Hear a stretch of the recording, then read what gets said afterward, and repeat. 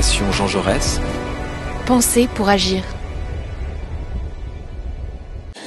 Bien, bonjour. Nous allons parler aujourd'hui d'Amérique latine dans la transversalité, avec un petit retour en arrière dans le temps à propos de l'anniversaire de la parution d'un livre il y a une trentaine d'années en Italie qui s'appelle Rivoluzione Adio, dont l'un des auteurs est ici devant vous, Giancarlo Summa, l'autre est en Italie, Donato Di Santo.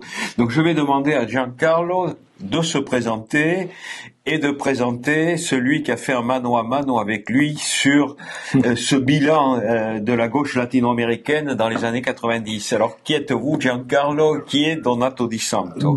Bon, à l'époque, quand on a fait ce bouquin, merci pour en fait se rappeler de ce bouquin. Oui, rappelons-le, en 1994. 94, il y a exactement 30 ans. Il est sorti dans le mois de mai 94. D'accord. En Italie, Rivoluzione a Dio, il futuro della nuova sinistra latino-américaine, le futur de la nouvelle gauche latino-américaine. À l'époque, j'étais journaliste, j'étais correspondant de plusieurs journaux italiens, l'Unità, que c'était avant le journal du Parti communiste, et La Stampa et des autres journaux. Enfin, c'était ma profession, journaliste, mais j'ai toujours intéressé à la question de gauche, aussi comme militant quand j'étais jeune. Et Donato Di Santo était, il est encore, le grand spécialiste de l'Amérique latine il venait aussi du Parti communiste, après les PDS, les partis démocratiques de gauche, donc tous les successeurs du PCI après la dissolution du PCI. Tout le monde n'a peut-être pas la chronologie de l'évolution du PCI. Bon, quand est-ce que le PCI est passé DS et quand est-ce qu'il est passé Parti DS? Avant c'était PDS. Bon, longue histoire. Mais en fait, en 89, quand est tombé le mur de Berlin, leur secrétaire général du parti, Achille Occhetto, il a fait une annonce un peu surprise pour dire bon, il faut tout changer, tout remettre en question. Le nom du parti aussi, les noms aussi, tout en question. Bon, en fait, ça a commencé un processus. Et donc en 1994. 89. Oui, donc mais après, en 91, début 91, de janvier 91, il y a eu le congrès, en fait, de dissolution du parti et de création du Parti démocratique de gauche, PDS, que c'était le premier incarnation. Après, il y a eu des autres. Bon. 30 ans. Mais donc, en fait, Donato était le responsable de relations du PCI et après du PDS avec l'Amérique latine. Et j'imagine que c'est à l'époque que tu l'as connu aussi. Oui. Tu faisais la même chose pour les PS, ici en France.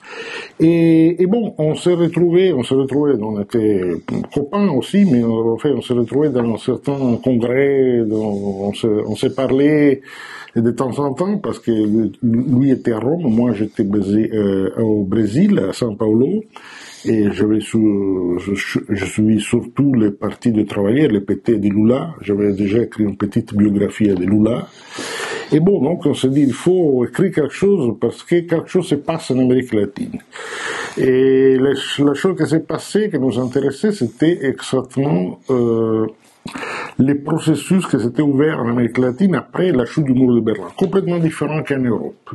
En Europe, on avait, comme en Italie, on avait changé de nom, on avait cette discussion, bon, tout est fini, la pensée unique, les fins de l'histoire, etc. Mais en Amérique latine, c'était pas le cas, parce que bon, en 89, c'était l'année quand tout changeait en Europe, quand Lula au Brésil, il a été candidat pour la première fois au Brésil comme président de la République. Il a presque été élu, c'est-à-dire eu une votation incroyable, arrivé à 45%. Et donc c'était un truc un peu extraordinaire. Après 29 ans, la première élection, après la dictature, etc. Et un peu partout, il avait des énergies en Amérique latine. Aussi, la gauche abandonné la vision révolutionnaire armée ça c'était aussi un résultat de la chute du mur de Berlin. D'où le titre du livre. Exactement. C'est les futurs, en fait. C'est-à-dire l'avant, d'après les deux auteurs, et l'avant, c'était donc une gauche plutôt militarisée, révolutionnaire. Partout en Amérique latine. Cuba, le Nicaragua, le Salvador. C'était l'idée de la les focos de Che Guevara. D'un côté, la résistance armée aux dictatures, dans certains cas, le Chili, l'Argentine, etc. Et des guérillas comme en Colombie, après ça a mis encore un peu de temps pour se prolonger. Et les mythes révolutionnaires, exactement, Cuba, la Nicaragua, la dernière révolution du XXe siècle, Nicaragua, et toute la lutte armée en Amérique centrale. Il y avait un peu cette mythologie de la lutte armée. En fait, comme c'était pas seulement quelque chose qui s'arrive dans des cas désespérés, comme c'était fait en Europe, pendant la résistance au nazifascisme. Oui, bien sûr, la lutte armée contre l'occupation. Mais non, c'était l'idée d'une possibilité de changement politique pour le chemin armé. En Amérique latine, plus ou moins à la même époque, un Mexicain, Jorge Castañeda, a écrit un livre à peu près équivalent, mais il y a des différences malgré tout. Il a des différences. Lesquelles? Et les bouquins de Jorge Castañeda s'appelle L'Utopia desarmada. L'Utopie des armées, oui. L'Utopie des armées. Et en fait, quand on a écrit ça, on n'avait pas lu Castañeda, à l'époque, on n'avait pas Internet. Donc, après, je l'ai lu le bouquin après quand on était en train de terminer notre bouquin. Mais c'est différent. C'est-à-dire, Castañeda fait surtout c'est un bon bouquin. Mais fait surtout une histoire de la gauche armée et de comment il a eu peut-être une transition, mais c'était surtout un regard sur le passé. D'accord. Et nous, on voulait surtout parler du présent et du futur. C'est-à-dire ce qui était en train de se cuisiner un peu dans le forum de São Paulo. De choses qu'on avait vu commencer, c'est-à-dire c'est-à-dire la gauche qui prend la conscience en fait qui est en phase de l'histoire terminée, qui s'ouvre une autre page de l'histoire politique et refuse d'abandonner la lutte, mais dit il faut faire des autres choses. Donc l'acceptation de la vie démocratique électorale, mais aussi dans une contestation du néolibéralisme. À l'époque, au moins, c'était ça. Ce qui, dans votre optique, était assez différent des évolutions de la gauche en Europe. Ben oui, évidemment, c'est différent. Et donc, c'est là aussi, comme tu bien rappelles, elle était la création du Foro de São Paulo, et c'était en 90. 90, oui. À São Paulo, on était là, en fait. Oui. Et, soit Donato, soit moi. Et bon, quand on a fait Lula, c'est une initiative de Lula qui a mis ensemble tous les partis mouvements de gauche en Amérique latine, avec beaucoup de différences entre eux, mais il faut penser ensemble, on va faire quoi maintenant? Surtout maintenant que c'est terminé le cycle des dictatures, parce que aussi au Chili, en 90, c'est terminé la dictature Pinochet. En fait, il n'y a plus de dictature en Amérique latine. Évidemment, il y a des démocraties assez imparfaites. Il restait la dictature parfaite, selon Vargasio, c'est du Mexique. Du Mexique, bien sûr. Mais au Mexique aussi, et ça, on parle beaucoup de ça dans notre bouquin, et en fait, en 88, Cuauhtémoc Cárdenas, qui est le candidat de la gauche, qui venait du prix lui-même, avec comme AMLO, qui aujourd'hui c'est le président du Mexique, André Manuel López Obrador, qui à l'époque n'était personne, personne ne le connaissait, mais Cuauhtémoc Cárdenas, le fils du légendaire président d'avant la Seconde Guerre mondiale, avant Lázaro Cárdenas, le président de la nationalisation du pétrole, donc le président de gauche, disons, de l'histoire. Qui avait reçu les réfugiés républicains espagnols. Exactement, donc une histoire importante. Et là, Cuauhtémoc Cárdenas, il a été candidat en 88, il a gagné les élections. tout, en fait. Oui, il y a eu une panne informatique. Après, il y a eu, en fait, des fraudes, parce que les prix, la dictature parfaite, ils étaient vraiment des vrais spécialistes dans la fraude électorale, en fait, à maintenir les apparences du processus démocratique, mais en réalité, de ne les pas respecter. Donc, Cuauhtémoc Cárdenas, en fait, les Mexicains, ils étaient aussi ils ont fondé un nouveau parti aussi. Les PRD, les partis de la Révolution démocratique, qui après a changé aussi. Mais donc il avait dans les deux pays les plus importants pour dimension, population, poids économique. En fait, les deux pays plus importants en Amérique latine, les Brésil et le Mexique. Donc il avait eu une vraie affirmation électorale de la gauche. Gauche démocratique, pas plus de mon gauche, je vais dire, avec des tentations autoritaires ou armées. Donc, quelque chose de très intéressant s'est passé en Amérique latine. Et nous, on a voulu un peu raconter ça, parce que aussi, Jacques... Ça a été fait, vous l'avez fait, j'imagine, avec une intentionnalité européenne aussi. Ah, ben bien sûr. En publiant ce livre, c'était aussi une manière de critiquer l'évolution de l'ex-PCI et l'évolution du socialisme européen. Oui. Et là, en fait, d'un côté, on voulait relancer l'attention sur la question d'Amérique latine, parce que en Italie, et j'imagine qu'en France va être la même chose que ça s'est passé, mais donc il y a eu beaucoup d'attention sur l'Amérique latine jusqu'en fait à la fin des années 80. Mais paradoxalement, ce qui intéressait, c'était l'aspect révolutionnaire, romantique, Cuba, comme en fait un peu folklorique, mythique. C'est ça.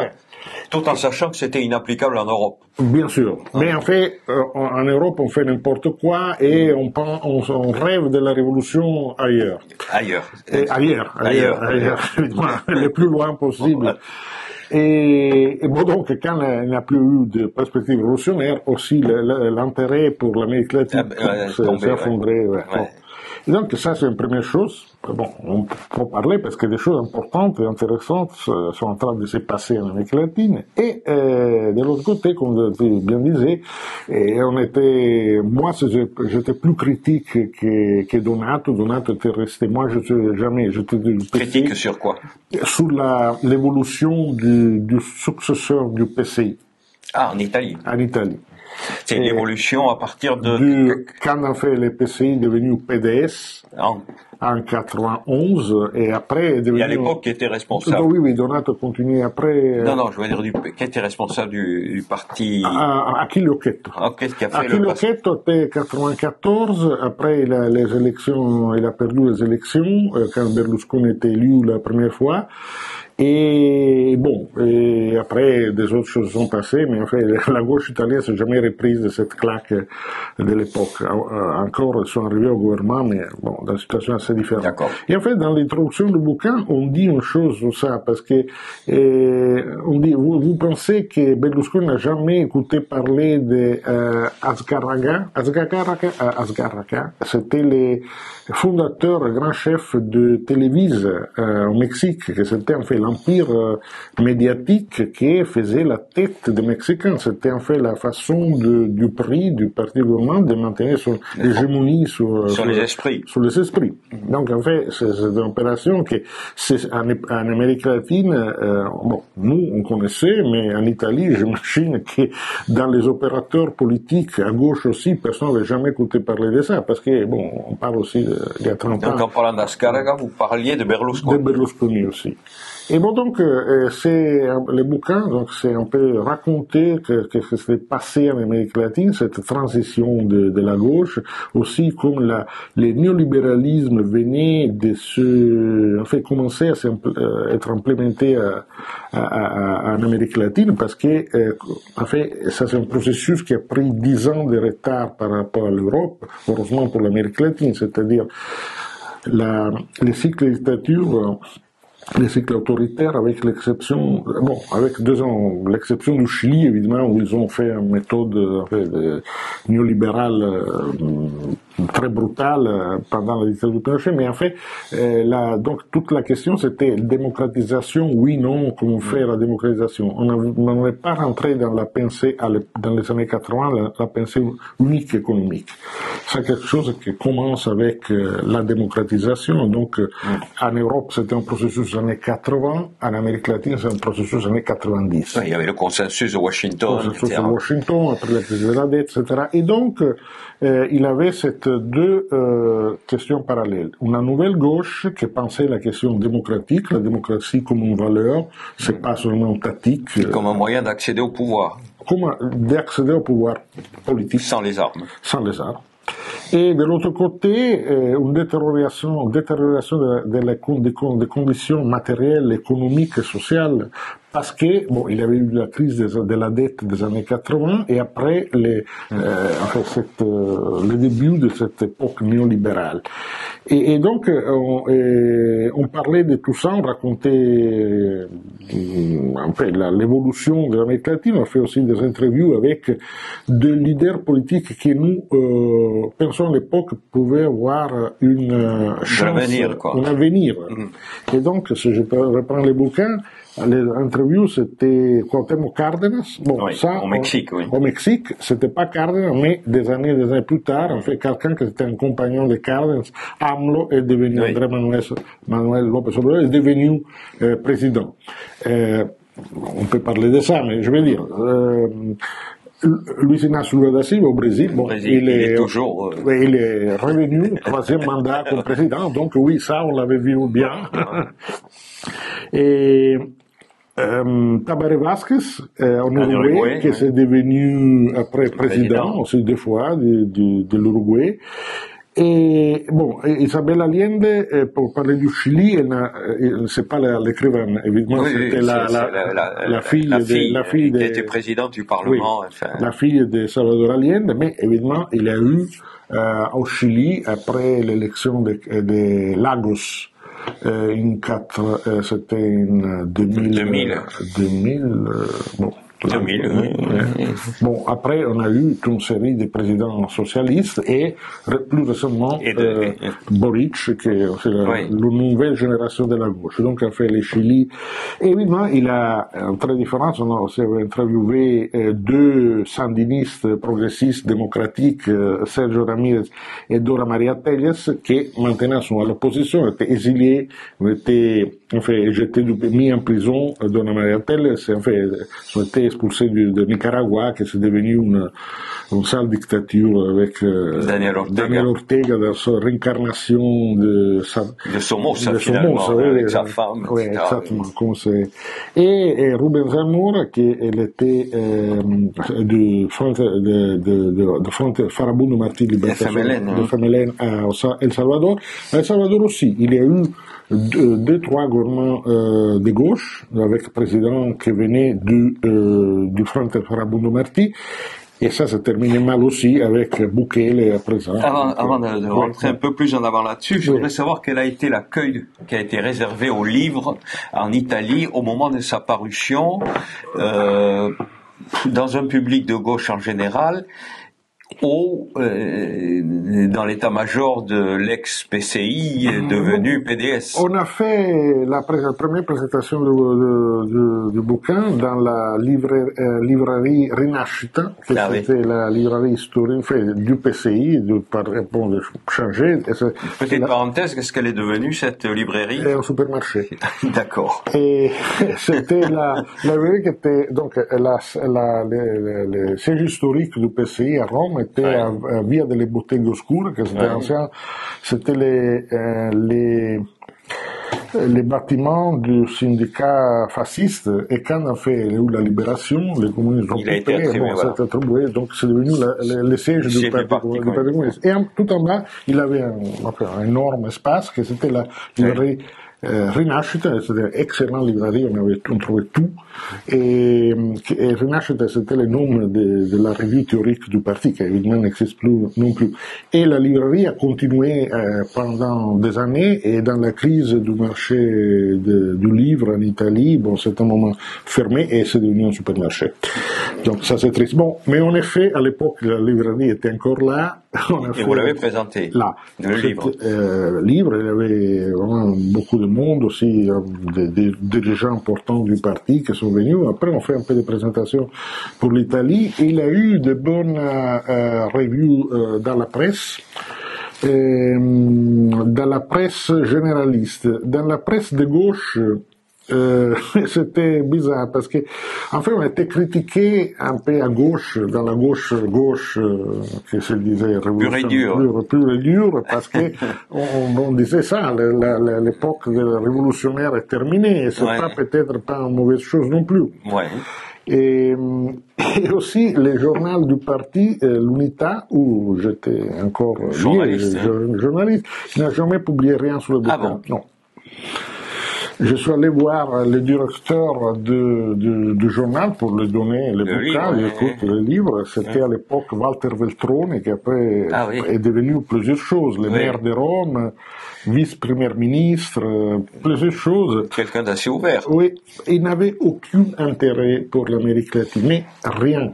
Mais rien. D'accord. Rien.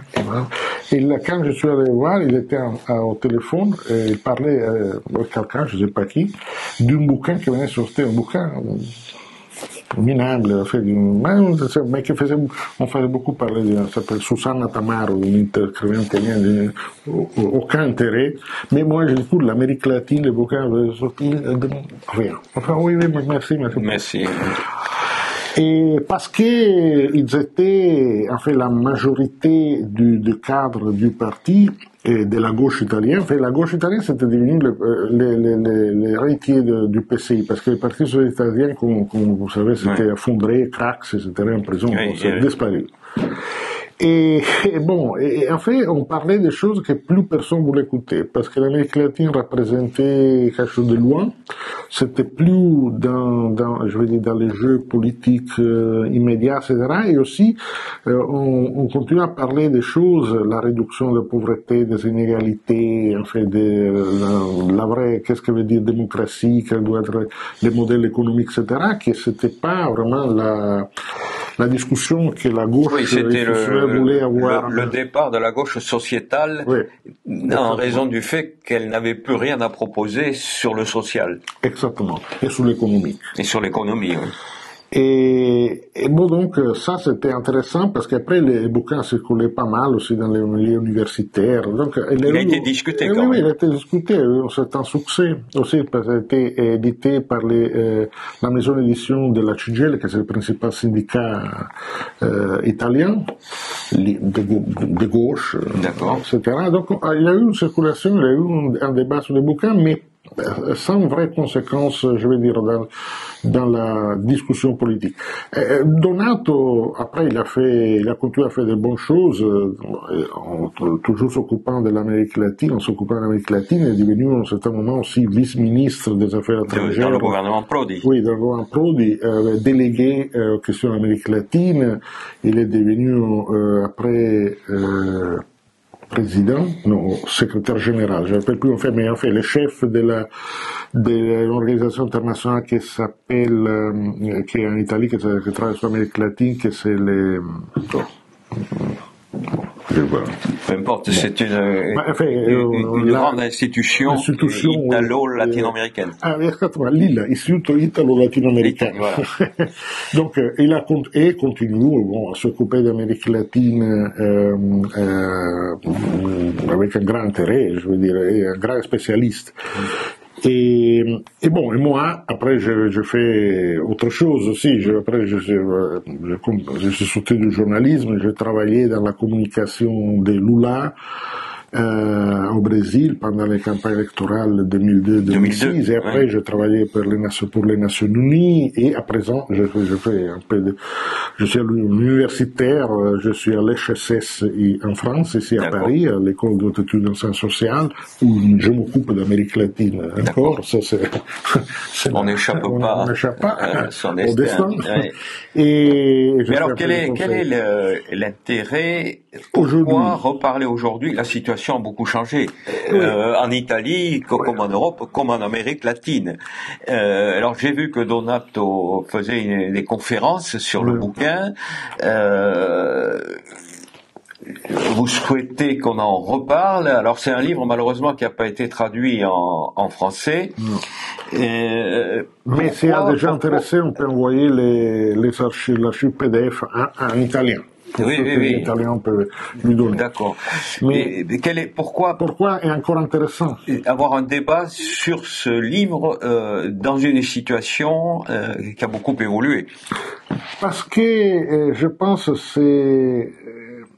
c'est pas seulement un regard sur le passé, c'est aussi un regard sur l'évolution. Donc on avait vu, on était correct dans l'analyse sur certaines choses, et des autres ont eu une évolution qui en fait n'est pas allée dans la direction qu'on imaginait ou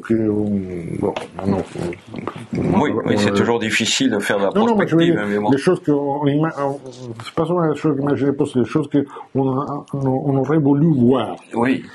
Et donc, dans certains points de vue, on avait raison parce que, en fait, quelques années plus tard, pas beaucoup plus tard, 5 années plus tard de la sortie du bouquin, ça commençait en Amérique latine, les longs cycles, en fait, de ça qui a été après il y a eu le nom de vagues roses, mais en fait, il y a tous les cycles, 25 ans de gouvernement progressiste de gauche en Amérique latine. En fait, un peu partout en Amérique latine, sur les 38 pays, si on considère les Caraïbes aussi, plus de la moitié, 20 pays, en certain moment, ont été gouvernés par des partis de gauche ou de présidents progressistes, je veux dire, dans les camps de la gauche. Et évidemment, le Brésil, le Mexique, mais l'Argentine, le Chili, la République dominicaine, à présent la Colombie, le Pérou, la Bolivie, enfin, Venezuela, Panama, enfin, un peu partout, le Guyana. Bon, c'est plus facile de dire où n'a jamais eu des expériences de gouvernement de gauche. Donc, dans certains points de vue, on avait raison. On l'avait vu arriver, et ça, évidemment, Jean-Jacques, en Europe, on était au contraire. En Europe, c'était commencé la période quand avoir un gouvernement de gauche, c'est devenu l'exception. Il y a eu un moment où il y a eu une majorité de gouvernements socialistes ou social-démocrates. À la fin des années 90. Oui, voilà. Après, c'est terminé. Ça n'a pas donné grand-chose. Non, pas grand-chose. Et depuis 25 ans, on est... oui. Et bon, donc, il a je veux dire, d'un point de vue de la politique comparée, une grosse différence. Donc, majorité de gouvernements progressistes en Amérique latine, majorité de gouvernements de droite en Europe. Et donc ça, on était correct dans notre prévision et analyse. La chose qui c'était intéressante, et de point de vue, je dirais négativement, c'était que les balans de cette époque, 25 ans de gouvernement de gauche aux progressistes en Amérique latine, c'est un balan en fait pas trop positif, je veux dire. Des choses ont été faites, et par comparaison au gouvernement de droite, bon, la gauche a toujours fait un peu mieux. Mais du point de vue social et aussi économique de façon générale, avec quelques exceptions. Mais il n'y a jamais eu une vraie transformation de l'Amérique latine. Qu'est-ce que c'est la gauche? Ça, c'est un peu une question. Parce que le constat qu'on peut faire, c'est que sans doute à cause de ce bilan, on assiste à un retournement de la situation d'un point de vue politique en Amérique latine. Non, tout à fait. Mais je voulais exactement, quand ce terme que la chute du mur de Berlin, la fin du rêve révolutionnaire en Amérique latine, rêve, cauchemar, mais bon, parce qu'en fait, ça qu'on a vu en Nicaragua dans les dernières années, c'est un cauchemar, c'est pas... Oui, Salvador. Bon, Salvador, oui. Donc, mais en fait, la gauche, qu'est-ce que veut dire être de gauche? Bon, un politiste italien connu, Norberto Bobbio, il a écrit un petit bouquin, il a 30 ans aussi, il est sorti, s'appelait Destra e Sinistra, droite et gauche. Oui, c'était l'égalité. Oui, l'égalité, exactement. La gauche, c'est cette chose qui travaille pour l'égalité, la droite, ce qui trouve... C'est ce qui est sur le fronton des mairies en France et des écoles, l'égalité. Exactement, exactement. Égalité, que ça veut dire... qu'est-ce que c'est l'égalité? C'est pas la réduction de la pauvreté. L'égalité, c'est la réduction de la brèche, de la différence des inégalités entre les très riches et les pauvres. Ouais. Et la pauvreté dans le monde, en fait, il y a eu une diminution partout dans le monde de l'extrême pauvreté, dans tous les continents.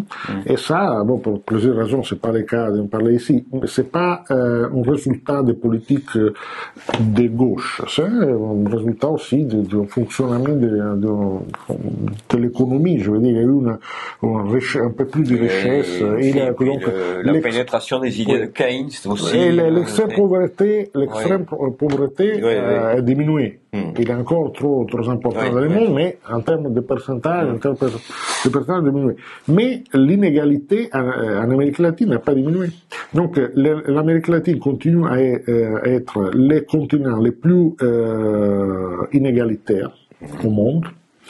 Aussi les plus violents, où il y a plus d'assassinats, de morts par 5 000 habitants, et donc les deux choses vont ensemble, très probablement. Et donc les gouvernements de gauche, ils n'ont pas réussi à avoir une idée, à nulle part en Amérique latine, une idée de politique économique alternative à ceux qui ont hérité. Et donc, ça suppose des rapports de force aussi en interne qui sont difficiles à créer. Parce qu'on a vu les réponses de l'institutionnalité, par exemple dans le cas du Brésil en 2016, il n'y a pas eu besoin de coup d'État.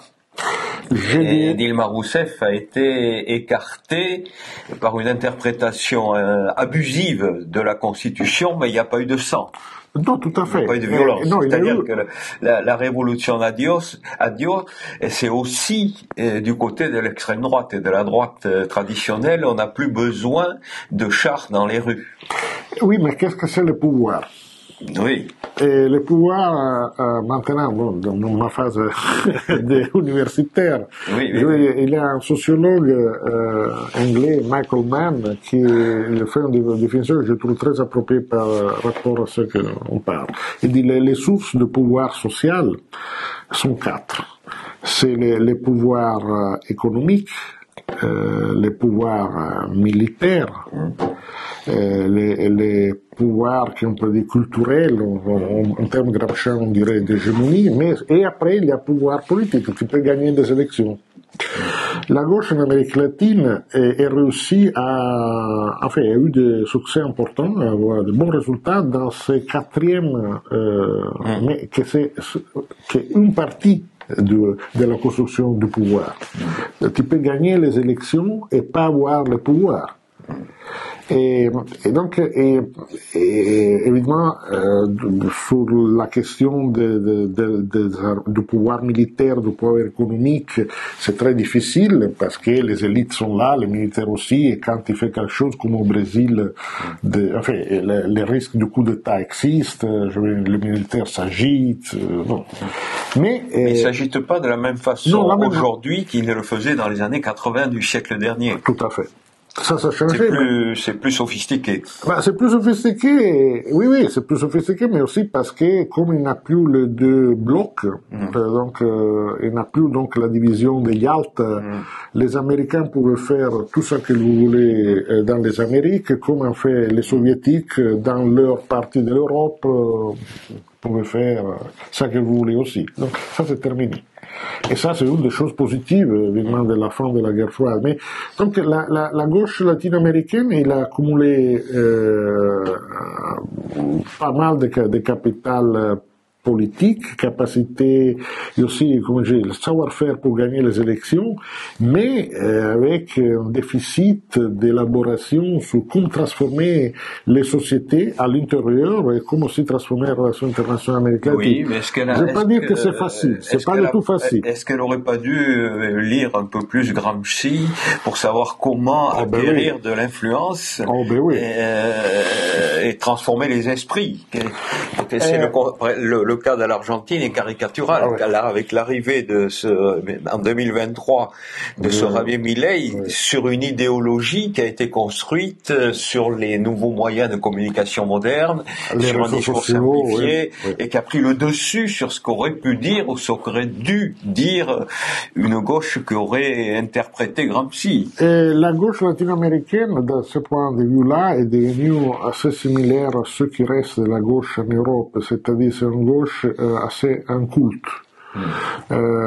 Les dirigeants politiques, il y a des exceptions, mais ils ont lu très peu, ils ont presque pas d'élaboration théorique sur les choses. Je veux dire, pas d'élaboration théorique qui était faite stratosphérique, mais essayer de comprendre pourquoi certaines choses sont passées et quel est le débat qu'on pourrait faire. On est arrivé là, oui, comment arriver là, et peut-être les alternatives possibles. Et ça, c'est quelque chose que je connais, comme toi, bien l'Amérique latine. De façon générale, il y a des exceptions, mais c'est un niveau, on a un niveau de culture politique aujourd'hui très bas. Et à chaque génération, c'est pire. Donc, parce que les partis, en réalité, n'existent plus, donc il n'y a plus aussi la formation politique que les partis faisaient avant, donc les courses sonores, fait aussi des gens qui apprenaient à faire des choses, etc. C'est devenu, toute la politique, c'est devenu la compétition électorale, et aussi avec des mécanismes de clientélisme, de la politique traditionnelle. Si, mais la politique basée sur la communication aussi, et sur les instruments de la communication, pour mettre en valeur des individus. Des individus, oui, en fait, comme on vend du beurre, de la margarine, on vend des candidats. Donc, c'est la publicité plus que de la communication. C'est la communication politique en termes de promotion d'un produit, mais pas sans, en fait, vraiment, je veux dire, avoir un débat. Ça, dans les pays que je connais le mieux, parce que j'ai vécu plus de 20 ans, le Brésil, je travaillais, comme je disais, avec Lula, etc. Par exemple, c'est un truc fascinant. Et après la mauvaise conclusion de première expérience de gouvernement, qui s'est terminée, comme tu bien rappelé, avec cet impeachment, coup d'État parlementaire légal entre 2003 et 2016. Qui se termine, qui culmine en 2016 avec l'impeachment de Dilma Rousseff. Il n'a jamais eu une réflexion dans les partis de comment on est arrivé à ça. On avait tout et on a tout perdu dans une période de 3 ans. Qu'est-ce qui s'est passé? C'est toujours une espèce de théorie de la conspiration et le recours finalement à un sauveur. Oui, le sauveur, le retour de Lula. Voilà. Et évidemment Lula, qui est un génie de la politique, capacité de communication personnelle et d'empathie avec l'électorat, de faire des alliances, oui, la culture syndicale. Il est un génie de la politique, mais qui maintenant il a 15 ans, non, 78. En fait, il est en train de répéter la même chose qu'il a fait auparavant, il y a 20 ans. Je veux dire, tu peux pas inventer. Non, mais la question qui est posée, c'est il n'est pas éternel. Non. Que va devenir son parti? Est-ce qu'il a des successeurs? Qu'est-ce qui va se passer au Brésil, quoi? Parce qu'il n'y a pas de discussion.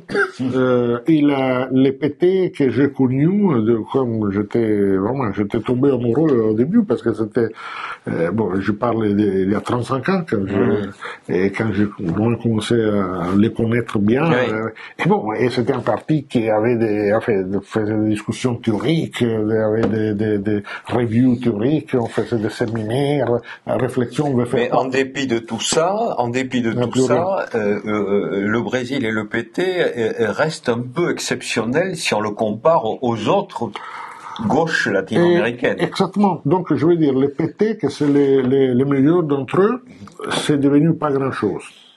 Mais les autres encore moins. Les autres sont n'importe quoi. Ouais.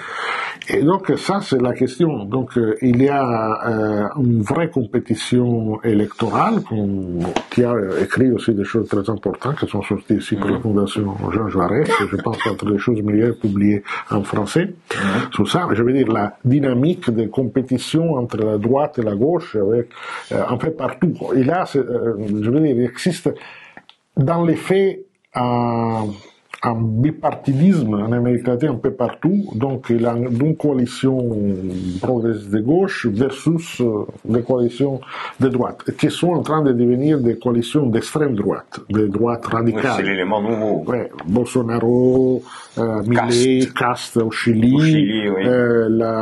Comment s'appelle cette sénatrice en Colombie, que c'est la leader aussi d'extrême droite,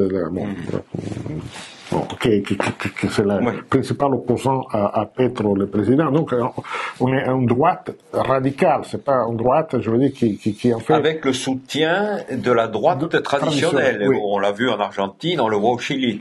On l'a vu au Brésil. Ça a changé partiellement. Parce que les bilans concrets du gouvernement Bolsonaro, c'est si tragique, qui est en fait aussi une partie des élites de la droite. On dit, bon, c'est bien revenir à Lula, dans les camps... Lula contrôlé. Contrôlé, oui, bien, très contrôlé. Une coalition de centre, je dirais pas ni de centre-gauche, en fait, la coalition gouvernement démocratique, raisonnable et assez modéré aujourd'hui au Brésil, le troisième gouvernement Lula. Mais donc, on a cette balance qui, 30 ans plus tard, donc c'était très intéressant pour moi, reprend en main les bouquins, parce que Donato a dit oui, que 30 ans, il faut faire quelque chose. Et donc, j'ai pris en main les bouquins, je les relus. C'est toujours un exercice dangereux, parce que 30 ans plus tard, oh là là, que j'écris. Mais donc, d'un côté, j'étais satisfait, ça tient la route, et d'autre côté... de toute façon, une réflexion critique, même, on ne peut pas tout prévoir. Elle est intéressante dans la mesure où des questions sont posées. Mais si je dois faire une autocritique sur les bouquins, et en fait, c'est moi qui, dans la division entre le travail, c'est moi qui je fais toute la partie sur l'économie dans les bouquins, c'est-à-dire la description du néolibéralisme en cours en Amérique latine. Mais en fait, et c'est surtout une partie qui manque, qu'on n'a pas, parce qu'il n'avait pas cette information, mais il n'avait pas ce regard, mais aussi, c'était pas une discussion dans la gauche, c'était la discussion sur quel est le modèle économique que cette nouvelle gauche démocratique, etc., propose. Et dans les bouquins, donc, en fait, ça c'est quelque chose qui n'est pas là, mais n'est pas là aussi parce que les protagonistes ne parlaient pas de ça. Il y a eu une petite, malgré tout, tentative à l'époque, un groupe de travail, mais qui s'est réuni 3 ou 4 fois, ça s'est vite arrêté, avec Cardenas et un Brésilien. C'était Mangabeira Unger, qui tous les deux animaient un groupe et ils étaient, si je me rappelle bien, ils étaient arrivés à une conclusion assez intéressante en disant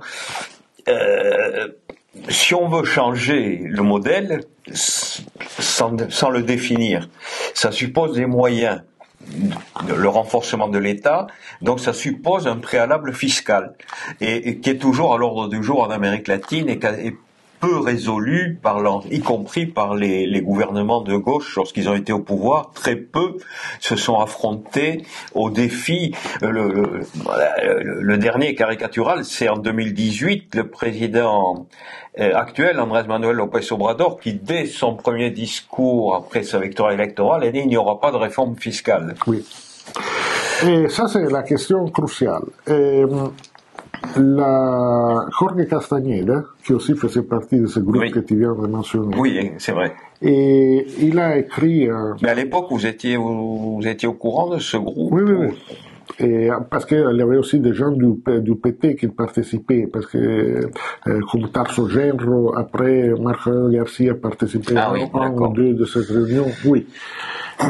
Et en fait, Castagneda, il avait écrit un papier académique, aussi universitaire, académicien, un papier, je pense 92, je bien me rappelle, en disant plus ou moins, je fais une synthèse, et pour dire, écoute, pour réduire les inégalités, donc la gauche, et pour la gauche faire son métier, il a deux façons dans l'histoire, c'était prouvé. Nous, première façon, c'est à travers les fusils, les canons du fusil. Bon, ça, on peut plus le faire en Amérique latine, ça, on parle plus de ça. L'unique autre manière qu'on a, c'est la fiscalité. Faire payer les riches. Oui. Et comme tu as complètement raison, ça c'est quelque chose qui en Amérique latine était absolument presque osant dans les débats. Il y a une exception positive, Petro, en Colombie. Il y a Correa aussi, un Équateur qui a essayé. Mais de façon différente et moins intéressante techniquement. Mais en fait, qu'est-ce qu'a fait Petro? A utilisé son capital politique quand il est arrivé premier président progressiste dans l'histoire de la Colombie, après l'histoire que la Colombie a eue dans les 80 ans avec des guérillas, guerre civile, tout le possible, pour faire passer une réforme fiscale où pour la première fois il y a une fiscalité progressive presque à niveau français, presque. Il a fait les barèmes plus élevés, en France c'est 42%, en Colombie c'est 38%. Dans les autres pays, rien. Comme tu bien rappelé, AMLO l'a annoncé, parce qu'en fait, une des conditions pour AMLO gagner les élections, c'était l'accord avec les grands capitales, donc les élites, Carlos Slim et des autres, enfin, les patrons du Mexique. Donc, on revient à l'histoire du pouvoir économique. Et au Brésil, Lula a évité tout ça, Lula et Dilma, les premiers 3 mandats et demi du PT. À présent, il y a une discussion. Le Brésil et aussi les présidents des tours du G20 jusqu'à novembre. Et dans sa présidence, en fait, ils essaient de pousser tous les G20 pour avoir au moins une déclaration, commencer à travailler pour créer une taxe universelle, globale, mondiale, sur les grandes fortunes. Ça, c'est très important. C'est bien. Mais je veux dire, jusqu'à présent, c'est un auspice, on espère d'y arriver, mais je veux dire, et en termes concrets, à l'intérieur du Brésil, rien n'a été fait jusque-là. Donc, en réalité, la gauche latino-américaine, il n'a vraiment pas essayé de réduire les inégalités. Et si on regarde, et ça c'est un exercice que je fais comme universitaire, si on regarde la concentration de revenus, de la richesse dans chaque pays, combien de richesses est dans les mains des 1% les plus riches et les 50% les plus pauvres. Bon, on continue, c'est une inégalité énorme, et il y a des pays plus inégaux, des autres moins, mais de façon générale, l'inégalité est très forte. Et la question importante, c'est qu'il n'y a aucun changement significatif du point de vue statistique entre le début du cycle progressiste et la fin, et aujourd'hui. Donc, je ne sais pas si c'est la fin du cycle progressiste, mais donc 25 ans, qu'est-ce que c'est arrivé? Oui, la gauche a gouverné, l'extrême pauvreté a diminué, mais aussi la compétitivité de l'Amérique latine a baissé beaucoup. En fait, la participation de l'Amérique latine dans les PIB global mondial est passée environ 8% à environ 6%, 5%. Donc, Bien, Giancarlo, on pourrait continuer à parler pendant longtemps, donc on va clore sur une dernière question. Est-ce qu'il y aura une édition actualisée de Révolution à Dio? Et les ballons du cycle progressiste, oui, je travaille sur ça. Il faudra se parler avec Donato pour refaire comme a fait le bouquin. À l'époque, il n'avait pas d'email. Et donc, comment fait le bouquin? On s'est retrouvé pendant 10 jours à la plage, une plage au Brésil, magnifique. On a bossé pendant 10 jours, on fait tout là. Et après, chacun est rentré chez eux, lui à Rome, moi à São Paulo. Et par fax, nous envoyons des morceaux de livre. Aujourd'hui, c'est plus facile techniquement, mais il faudra retrouver ces 10 jours dans une plage pour réfléchir ensemble. Je ne sais pas aussi, ça sera une grosse discussion avec Donato si on est encore sur la même longueur d'onde. Mais ça serait aussi intéressant. Oui. Si c'est pas la même longueur d'onde, la plage devrait être différente. Il y a des ondes qui vont d'un côté, des ondes qui vont de l'autre. Donato, il est plus, je dirais,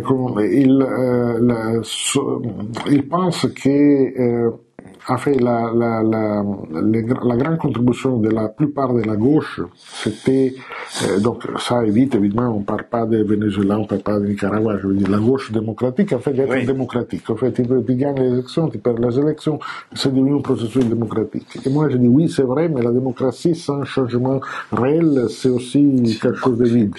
Donc il faudra voir comment ça s'articule. Comment on articule ça, et voir. Mais je pense que en Europe, on doit vraiment plus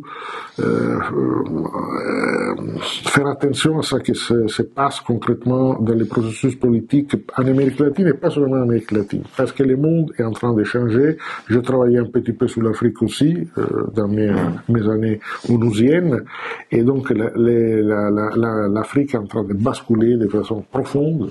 L'Asie est déjà devenue, donc ça c'est une autre discussion. En fait, on a le monde change.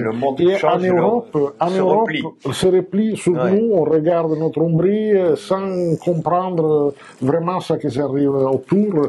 Ça sera l'objet d'un autre débat, peut-être éventuellement. Je crois qu'il faut arrêter maintenant. Oui. Merci pour ce rappel sur ce livre qui malheureusement n'est pas disponible en français. Peut-être que la Fondation pourrait le traduire, mais c'est une éventualité qu'il va falloir évoquer, parce que le sujet effectivement est important. On parle peu d'Amérique latine et finalement effectivement peu d'Afrique aussi.